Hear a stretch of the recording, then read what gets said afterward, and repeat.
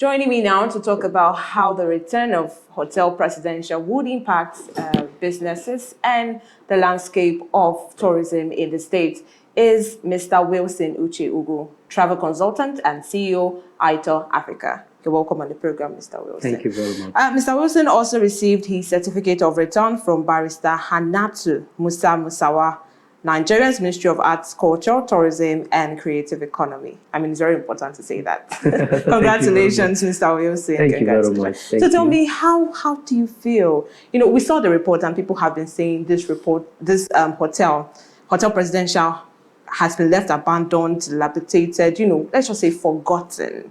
Can you tell us how this all started? What led to the abandonment for people that do not know the story behind Hotel Presidential?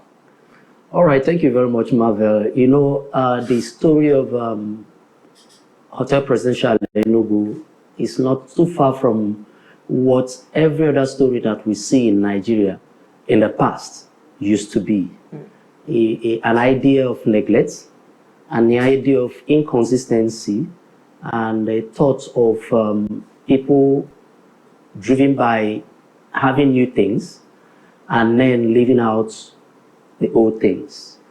It's true that, of course, we will leave behind things that are past, but of course, there's a saying that says that if you don't know where you are coming from, you will not know where you're going to. And the truth about it is that for us to be able to have a better and a stronger future, we need to also re-examine the past. Historic in nature, Hotel Presidential remains a landmark, just like every other landmarks we have in Enugu, namely the old Eastern Assembly, Nike Lake Resort, and all of that. The old Governor's Lodge, where the likes of Dr. Michael Opara actually lived. And those things for us, they are not just landmark, they are historic in nature. They tell our story.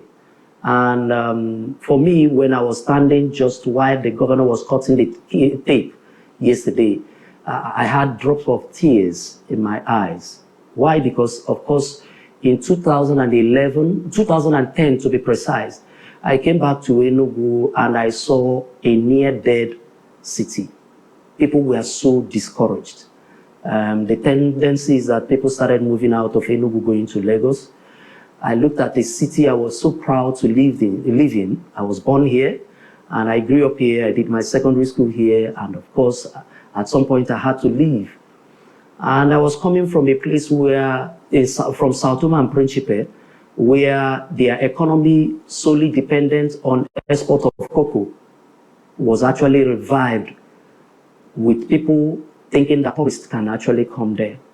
So to finalize, to just cut the long story short, when I came into Enugu, the first place I visited, of course, the almighty Hotel Presidential, because while coming from Sao Tome, we helped drive the tourism, reviving of tourism there.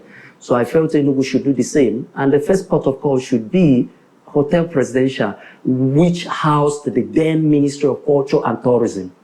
So when I got in there, it was a practically dead zone. In short, I requested to see one of the rooms, and the first thing I saw were rodents, reptiles, and all of that.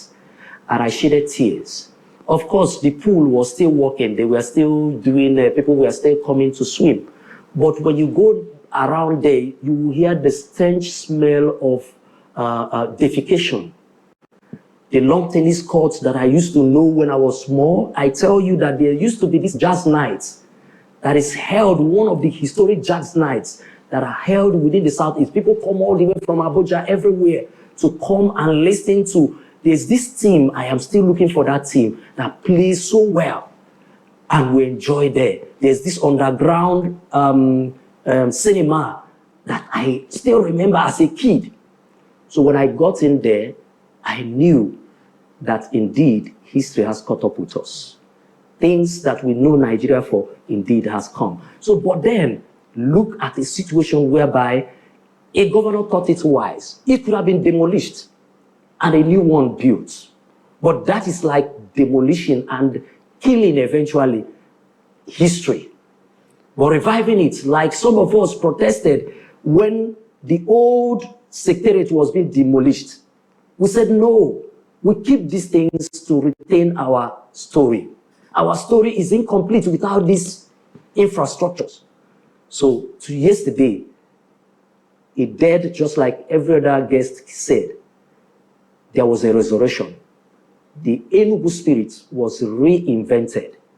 The desire to make Enugu a home, not just for Enugu people, but a home for every other person who would want to live a peaceful. Remember that we were growing up and I had the likes of Hausa indigenes, who are my mates, Yorubas, who are my mates, Ghanaians, who are my mates. People raised their children in Enugu because Enugu was a place to raise your kid, and you are very much assured that everything will be fine. So the question is, how did we get to where we are, and how are we getting to where we are today? And that is the question that Hotel Presidential represents. Yeah, you know, people have been talking about how I think this year makes it 4 or 5 years I came to it. Oh, okay. So I didn't really witness Hotel Presidential. Okay. But, you know, I've done my research. I've seen pictures online. I've heard people talk about it. And, you know, was wondering, what would you say this abandonment, the abandonment of the hotel, cost the city? It cost us so much, like I said, it cost us our identity. At some point, Eastern region became the fastest growing economy in the world. It was not just a mere feat. It was a result of leadership, a resilient leadership, a visionary leadership that was led by Dr. Michael Opara. Go to every facet of the old Eastern region, which is the Southeast, present Southeast and the South-South. You will, of course, we still have the likes of Hotel Presidential, Port Harcourt. So what happened to Enugu? But of course, we can always tie these things to the issue of war, neglect, and all of that. Or then, just like an Igbo adage that says, "Nonya juro ade ajuonwe." I think even if we were rejected, in quotes, we shouldn't reject ourselves. That was why I heard clearly when the governor said that the luxurious room in this hotel is not about the suites. It's about the luxury of opportunity. He said the costliest suite in this hotel is not about luxury. It's about the opportunities that it proffers to the people. Yeah, talking about opportunities, how do you see this impacting the tourism sector and also the business part of Enugu State? It is incomparable. The benefit is incomparable. There is something it does in the heart and the mind of an Enugu indigene. One is that I can beat my chest and say that we have one of the best hotels you can think of in the southeastern region. And again, look at it from the historic part. When was Presidential Hotel built? Presidential Hotel was built in 1963. That is 3 years after our independence. 3 years after our independence. And if you check from then till now, you can actually calculate how many years this structure has stood. And of course, today, after being renovated, it still meets the yearning of the recent hospitality demand. So the question here is that beyond just structure, it carries vision, it carries history. And to us, we should even reserve it as monuments. When tourists come, in short, wherever you are coming from around the world, the first thing people will ask you is Presidential Hotel, let me lodge at Presidential Hotel, or let me lodge at Nike Lake Resorts. These are two prominent places people talk about. They don't even know that it has gone defunct. So it became a thing of shame. So for us in the tourism industry, this is not just about the infrastructure. It's about the story of an Igbo man. The story that represents resilience. Never say die. And just you compare it side by side with also our football club, the Rangers. These are all historic. Go and check their story. So for us, having an over 50 rooms in that hotel, and with the story, of course, that is told, that is around it, we should be rest assured that indeed there is this new confidence being given to entire tourists all over the world that indeed Enugu has risen. So from a business perspective, Yeah. what lesson should Enugu learn about managing assets from this hotel presidential that has returned finally to us? Maintenance and sustainability is not just about rhetorics. It's a nature. You can train yourself, because remember that Bible said something. It said, "Go to the world, replenish." What it means by replenishing is that that thing that is there should not die in your hand. Why is it that when you go to London, you see buildings that are over 600 years? Does it mean that people don't? These cities are evolving. New things are coming up. Of course, they would have wished that they let go of certain things. I was talking with somebody, the owner of Fudopolis, and he showed me the city where he stays. That's Dr. Uche. He showed me the city where he stays in Canterbury, in London. And immediately he mentioned it. I said, okay, fine. I remember Bishop of Canterbury. That is history. But he said, beyond that, I can show you buildings that are over 600 years. And people go there. Still standing. And still standing. So the question here is, do we forget the past because we want to have a new, a present? And remember that what a white man or what a foreigner wants to come and see, it's not those things. They have it in abundance.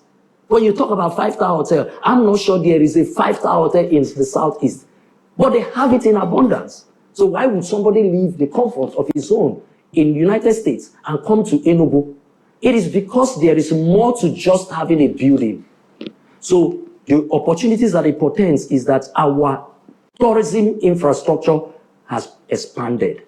If we have less, just like we're having the convention of NBA, the Nigerian Bar Association, and the entire hotels in Enugu are fully, when I mean fully, even the list of the hotels is presently fully booked.